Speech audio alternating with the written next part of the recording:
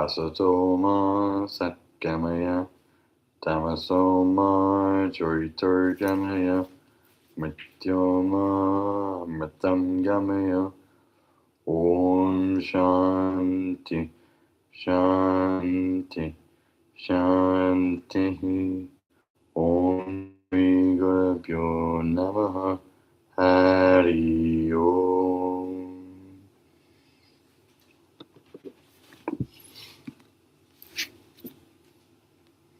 Om Namah Shivaya.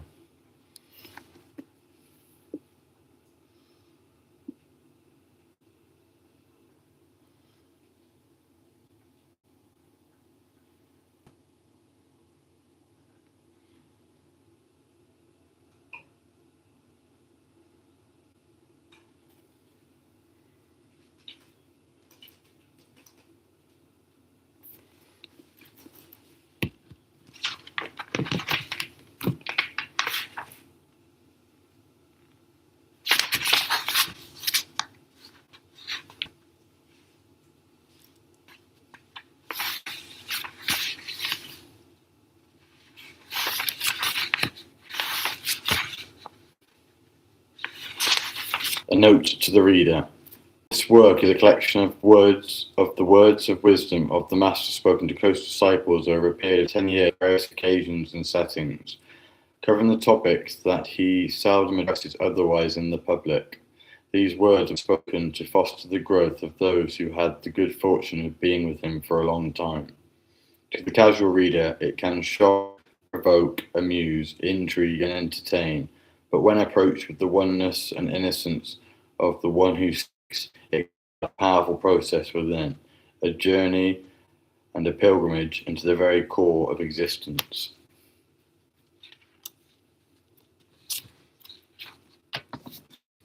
In an effort to reproduce the words of the Master in their form, words and expressions from Sanskrit and other Indian language used extensively by the Master are retained as such and described in the glossary at the end of the book. Short poems by Sadhguru adorn each chapter of the book, and Swami Nisaga writes the brief introductions that follow, as well as the afterword. In presenting this priceless work, we hope you will be able to be one with the Master and his grace. Namaste.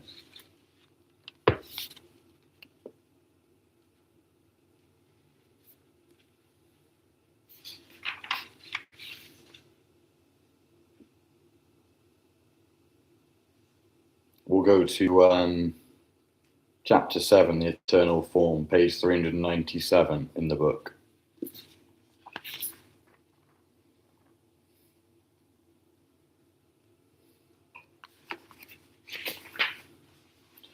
soon as we open it, we see a picture of Sadhguru Sri Brahma, Sadhguru's previous incarnation, where he worshipped Brahmaji, Maha Avatar Brahma, the Lord and Creator God.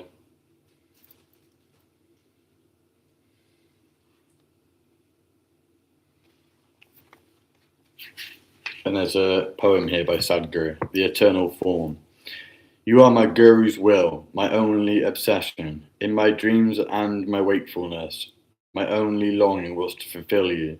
Willing to do anything that men should and should not, willing to offer myself and another 100 lives if need be. Here now that you have happened, O glorious one, may your glory and grace stir the sleeping hordes into wakefulness and light now that you have happened, and the gift of life is still with me. What shall I do with myself? Have lived the peaks for too long. Time to graze the valleys of life. Sadhguru.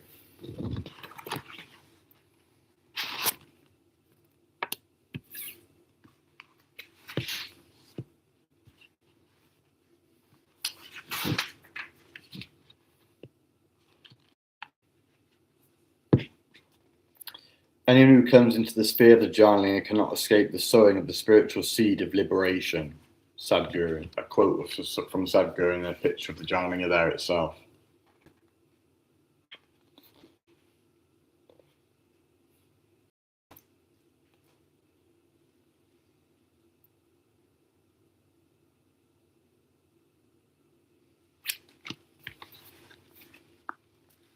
Entrusted to him by his guru, the consecration of the Jnanalinga, the dream of many enlightened beings, has been the mission and the consummation of Sadhguru's life.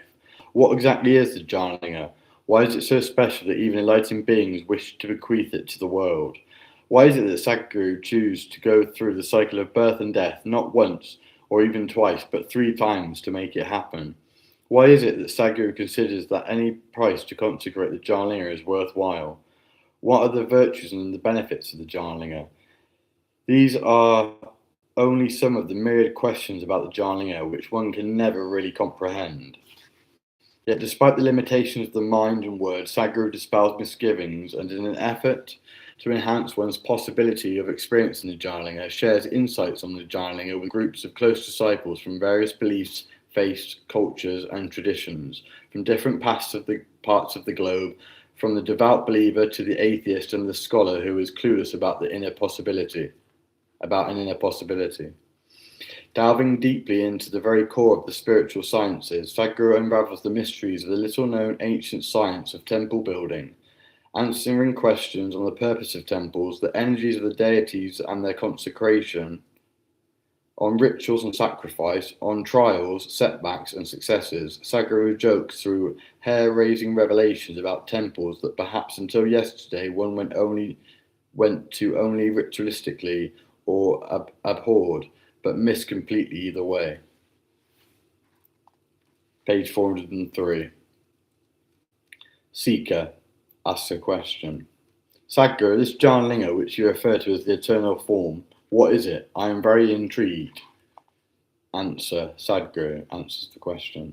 Sadhguru, Jnanalinga, what is it all about? If you look at life today, modern science tells you beyond any doubt that the whole existence is just energy manifesting itself in so many different ways. The only thing is that it is in different levels of manifestation. If everything is the same energy, you can treat everything the same way. Question. We just had our dinner. There was so much variety, I was mind-boggled. I didn't know what to choose. I asked Mamita, please choose for me. I did not want to choose from 100 different varieties for myself. Now this food, when it's on your plate, it's wonderful, tasty and delicious. Tomorrow morning, what happens to the food that you have eaten? It becomes shit. This tasty food and that are the same energy. This food that you have eaten and what has become of it, can you treat both the same way? When it falls into the earth in a few days again and stands up as food, again you eat it, again you know what it turns into. And it's the same energy taking on different forms, this form and that form. What a world of difference, isn't it? When you make mud into food, you can call it agriculture, food into energy, digestion, stone into God, consecration. Similarly, what you call as creation is the same energy, from the grossest to the subtlest. Just looking back, after I finished college, I wanted to make some money so I could travel. I started a poultry farm. One day I decided to paint the wall. I dipped the brush in the paint and put it to the wall. I did not want to paint the whole wall thoroughly, so I just put the paintbrush onto the surface and walked from one side to the other. The paint started out very thick, then became thinner, and slowly disappeared. I saw this paint smear, which started out thick, becoming thinner and thinner, and then just disappear. Seeing this, I exploded. Tears were simply rolling out of my eyes. I just looked at this, and there was the whole creation right there. That's the whole creation is, a paint smear. It starts out really thick and gross, becomes thinner and thinner and thinner, and becomes nothing. So from the lowest to the highest, it was all there. The Vishwaswarupa Darshana. Vishwarupa experience of oneness of the existence. There it was, the Vishwarupa Darshana, for me, in just this paint smear. I sat there going crazy and ecstatic, laughs. I didn't paint for 3 days, then I started again.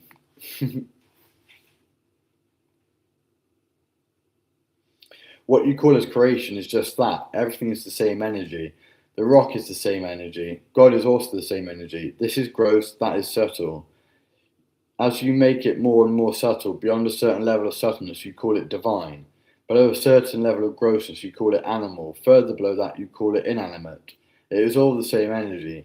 So the whole creation is just paint smear for me. And if you look at it, it's the same for you. What you call as a journaling is the result of taking energies to subtler and subtler levels. The whole process of yoga is to become less physical and more fluid, more subtle. For example, samadhi is the state where the contact with the body is minimized to a single point, and the rest of the energy is loose, no longer involved with the body. Once energy is like this, much can be done with it. When the energy is stuck, identified with the body, nothing can be done with it. All you can do is produce thoughts, emotions, and physical actions. But once the energy becomes free from identification and becomes fluid, so many unimaginable things can be done with it.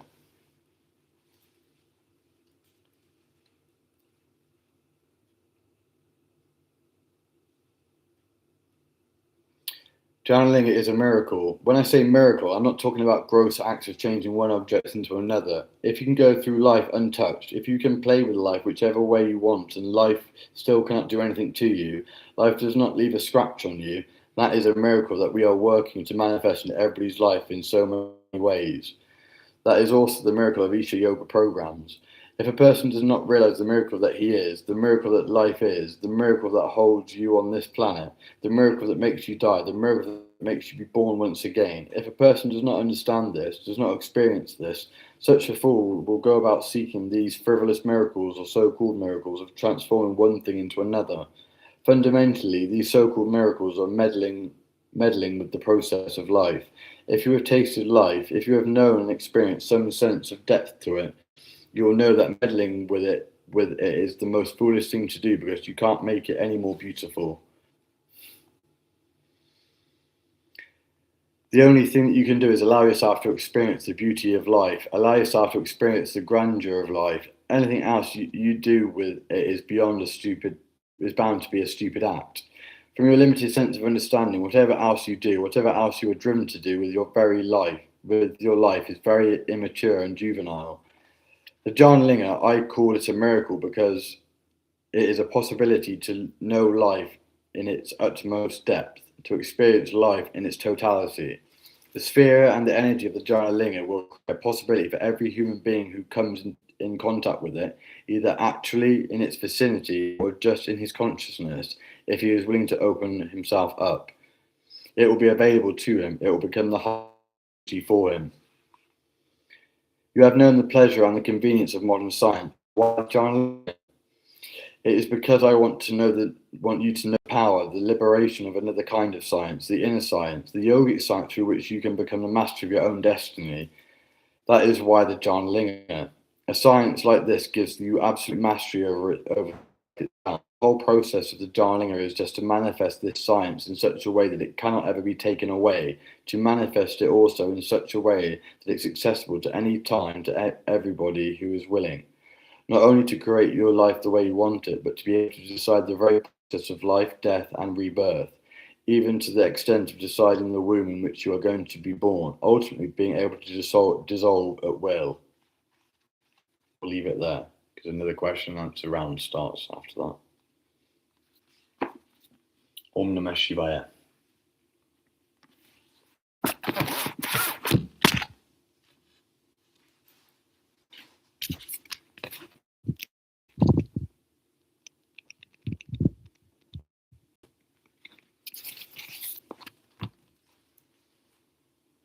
Om Loka Samasta Sukhino Bhavantu.